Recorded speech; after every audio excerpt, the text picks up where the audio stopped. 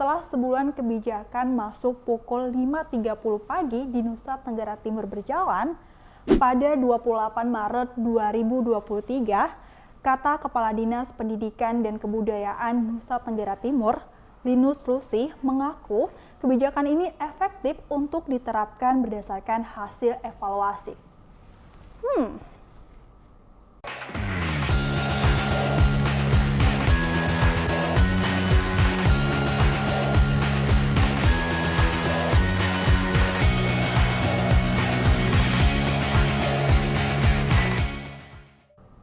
Evaluasi kebijakan masuk pagi ini dikeluarkan oleh Dinas Pendidikan dan Kebudayaan Nusa Tenggara Timur yang dilihat dari kehadiran siswa, dukungan para guru, sarana dan prasarana, dan kegiatan akademik di kelas. Dari para siswa sendiri menolak akan adanya kebijakan ini. Namun, yang disayangkan mereka memilih diam tanpa berani melayangkan protes. Salah satunya adalah siswa dari SMA 5 Kupang, Afines, memaparkan, kalau dari siswa sih banyak sih yang menolak, tapi nggak berani menyampaikan ke guru BK atau kepala sekolah gitu. Habis belum ada tindakan lanjut dari siswa yang dari OSIS ke gurunya gitu, belum ada. Ia juga terkejut dengan kebijakan ini dan khawatir dengan efektivitas belajarnya di sekolah. Kalau awal reaksinya ada juga sih, dari pertama sebelumnya nggak pernah tuh ada peraturan kayak gitu, atau awal ada rencananya juga nggak ada, langsung kaget. Nanti tuh terkenanya nanti kurang efektif saja saat belajar atau kesulitan ketika membangun dan kendaraan.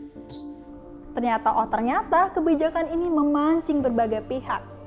Sekjen Federasi Serikat Guru Indonesia atau FSGI, Heru Purnomo, menyarankan untuk membatalkan kebijakan ini karena dinilai membahayakan tumbuh kembang siswa dan mengkhawatirkan keamanan serta tidak memadai transportasi saat dini hari. Koordinator Nasional Perhimpunan Pendidikan dan Guru atau P2G, Satriawan Salim, juga berpendapat bahwa kebijakan ini dinilai tidak melalui kajian akademis dan tidak berkorelasi dengan capaian kualitas pendidikan di Nusa Tenggara Timur. Dalam Undang-Undang Nomor 35 Tahun 2014, Pasal 45B Ayat 1 dan 2 tentang perlindungan anak juga disebutkan bahwa 1. Pemerintah daerah, masyarakat, dan orang tua wajib melindungi anak dari perbuatan yang mengganggu kesehatan dan tumbuh kembang anak. 2. Dalam menjalankan kewajibannya sebagaimana dimaksud pada ayat 1, pemerintah daerah, masyarakat, dan orang tua harus melakukan aktivitas yang melindungi anak. Namun, kalau kebijakan ini akan diterapkan secara permanen, kira-kira bagaimana ya? Yang pertama adalah harus banyak orang yang bersuara bahwa ini tidak benar. Semakin banyak orang bersuara tidak benar, akan banyak orang akan memikirkan bagaimana solusinya baik. Kemudian kalau itu juga tidak bisa didengar, ya solusinya adalah harus ada waktu istirahat tambahan buat siswa tidur.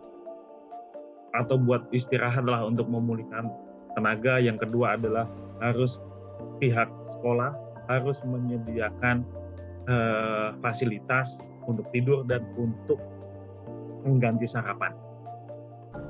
Wah, berat banget ya. Kita aja masuk jam 7.30 sulit banget, apalagi mereka. Menurut data American Academy of Sleep Medicine menerangkan bahwa jam masuk sekolah dapat mempengaruhi capaian akademik siswa karena anak usia sekolah cenderung tidur lebih lama dan bangun lebih awal untuk berangkat sekolah. Hal ini menyebabkan siswa kekurangan tidur yang cukup parah dan menghambat kesiapan untuk belajar. Saat ini, 68,4% siswa menengah di Amerika Serikat tidur 7 jam atau kurang. Sementara hanya 23,2% tidur 8 jam, 6% tidur 9 jam, dan 2,3% tidur 10 jam atau lebih. Tidak jauh berbeda dengan teman-teman kita di sekitar, bukan?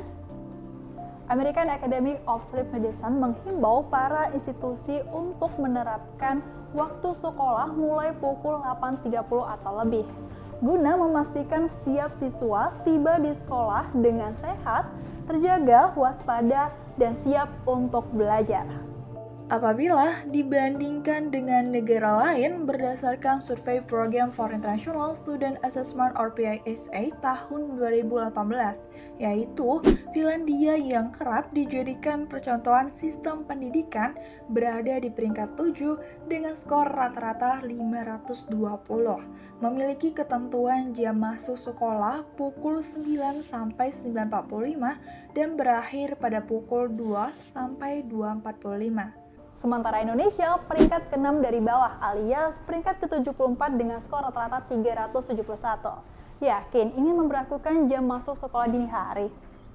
Meski dari Dinas Pendidikan Nusa Tenggara Timur bilang kebijakan masuk 5.30 pagi ini efektif, faktanya menurut penelitian justru sebaliknya. Menurut kalian perlu nggak sih kebijakan ini dikaji ulang?